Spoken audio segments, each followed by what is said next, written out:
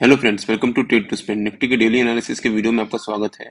Hope आपने हमारा कल का वीडियो देखा होगा जिसमें हमने अपने आज के लेवल शेयर किए थे। हमने हमारे ख्याल से निफ्टी की आज की जो नो ट्रेडिंग जोन होती वो होती 17,641 और 17,600 के बीच में।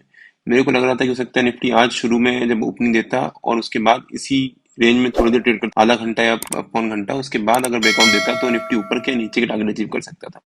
बट निफ्टी ने एक गैप अप ओपनिंग दी। हमने कहा था कि अगर निफ्टी गैप अप ओपनिंग देता है तो हमें थोड़ी देर वहां वेट करना चाहिए और उसके बाद जो भी निफ्टी रेंज बनाता उसके उसका ब्रेकआउट देता, उस डायरेक्शन में निफ्टी अपना ऊपर का टारगेट अचीव करता।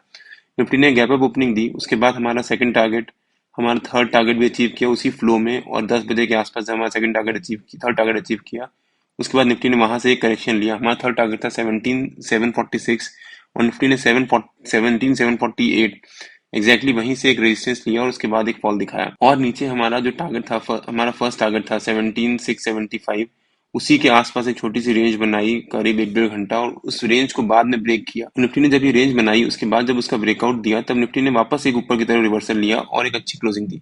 अगर आपने वो वीडियो नहीं देखा तो उसका लिंक मैंने डिस्क्रिप्शन में डाल दिया है और आपको यहाँ पर आई बटन में मिल जाएगा। अब अगर निफ्टी के डेली चार्ट पे देख लेते हैं एक बार, तो निफ्टी पिछले कई दिनों से एक स्ट्रॉन्ग रेजिस्टेंस ले रहा था एक trend line, falling trend line से। यहाँ पर देखें अगर, तो निफ्टी ने यहाँ से एक रेजिस्टेंस ले रहा था पिछले काफी दिनों से, करीब नवंबर दिसंबर से निफ्टी यहाँ पर रेजिस्टेंस ले रहा था इस फॉलिंग ट्रेंड लाइन से, और निफ्टी ने आज इस ट्रेंड लाइन को ब्रेक करके ऊपर की तरफ एक स्ट्रॉन्ग क्लोजिंग दी है। हमने अपने वीकली के वीडियो में कवर भी किया था कि अगर निफ्टी मंडे को एक पॉजिटिव क्लोजिंग देता है, जो फ्राइडे की क्लोजिंग, थर्सडे की क्लोजिंग है उसके ऊपर, और अगर ट्यूसडे को मंडे की क्लोजिंग के ऊपर अगर सस्टेन करता है तो निफ्टी में एक पॉजिटिव ट्रेंड हो सकता है निफ्टी एक पॉजिटिव ट्रेंड दिखाए। अब अगर वेडनेसडे को यानी कल अगर निफ्टी इस ट्यूसडे के हाई, आज के हाई के ऊपर अगर आधा घंटा भी ट्रेड कर जाता है, मान लीजिए ओपन करने के बाद, तो वो निफ्टी के लिए पॉजिटिव हो सकता है और हो सकता है निफ्टी ऊपर के टारगेट सारे अचीव कर ले और ये निफ्टी में काफी फास्ट मूवमेंट आ सकता है। तो फाइनली निफ्टी ने इस ट्रेंड लाइन को ब्रेक किया है काफी महीनों बाद। मे बी दिसंबर से निफ्टी इसी ट्रेंड लाइन में चल रहा था।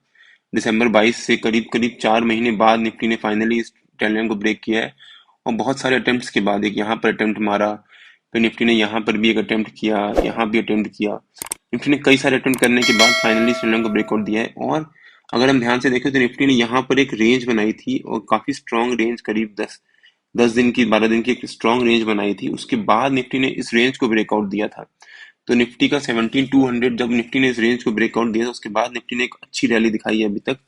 अभी भी मेरे को उम्मीद है कि हो सकता है निफ्टी में एक 100-150 पॉइंट की एक करेक्शन आए, सो दैट जितने भी कॉल बायर्स बहुत दिनों से चल रहे हैं थोड़ी सी अपनी पोजीशंस को डाइल्यूट करें और उसके बाद नीचे से वो फ्रेश बाइंग शुरू होगी। तो हो सकता है निफ्टी में अगर 100-150 पॉइंट की एक करेक्शन भी आती है तो वो एक बहुत अच्छा पॉइंट होगा निफ्टी को वापस एक्यूमुलेट करने का, और हो सकता है उसके बाद निफ्टी एक ऊपर की तरफ एक फ्रेश रैली स्टार्ट करे। तो अब अगर निफ्टी के 15 मिनट के चार्ट पे वापस आ जाते हैं, मैं थोड़ी सी ड्राइंग्स हटा देता हूँ यहाँ से। अब देखते हैं कि निफ्टी के कल के लेवल्स क्या रह सकते हैं।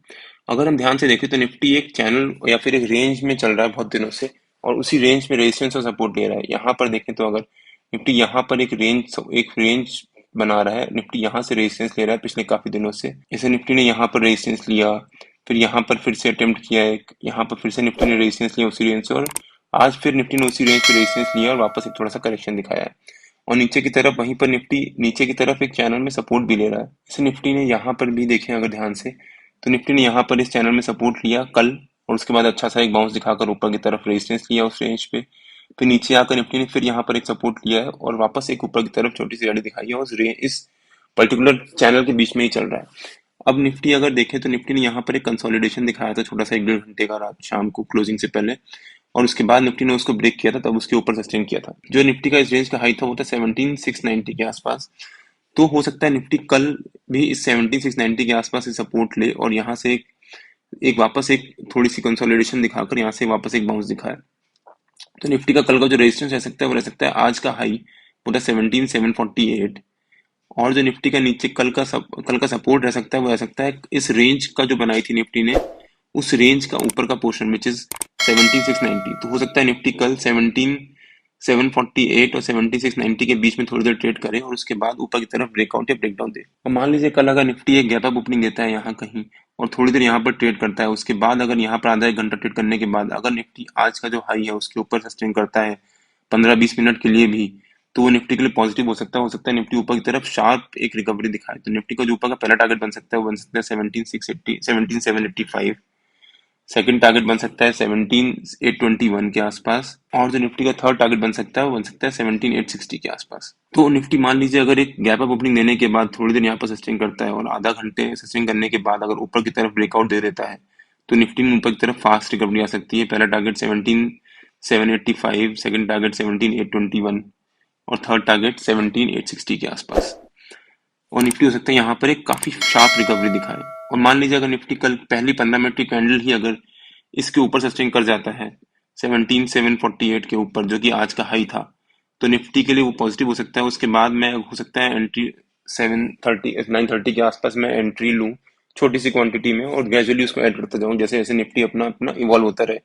और मान लीजिए निफ्टी गैप डाउन ओपनिंग देता है और यहाँ पे थोड़ी देर सस्टेन करने के बाद अगर ब्रेक डाउन देता है, तो निफ्टी का नीचे का पहला टारगेट जो रह सकता है वो रह सकता है 17,641, सेकंड टारगेट रह सकता है 17,600, और निफ्टी का थर्ड टारगेट रह सकता है वो रह सकता है 17,547। तो हो सकता है निफ्टी अगर मान लीजिए एक फ्लैट ओपनिंग देने के बाद या फिर गैप डाउन ओपनिंग देने के बाद यहाँ थोड़ी देर सस्टेन करे, उसके बाद अगर ब्रेक डाउन दे, तो निफ्टी के नीचे का टारगेट रह सकता है 17,641, 17,600 और 17,547।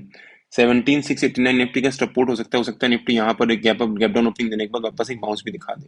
और मान लीजिए अगर निफ्टी फ्लैट ओपनिंग देता है और उसके बाद यहाँ इसी रेंज में थोड़ी देर ट्रेड करता है 17,745 और 17,790 के बीच में ही, तो निफ्टी हो सकता है उसके बाद अगर ब्रेकडाउन देता है तो निफ्टी उस डायरेक्शन में अपने टारगेट अचीव कर सकता है। निफ्टी के जो भी लेवल्स होते हैं वो डेली बेसिस पे मैं अपने चैनल में पोस्ट करता रहता हूँ। अगर आपने मेरा चैनल ज्वाइन नहीं किया तो लिंक मैंने डिस्क्रिप्शन में डाल दिया है, और आप मेरे को टेलीग्राम में ट्रेड टू स्पेंड नाम से शर्मा के ज्वाइन कर सकते हैं।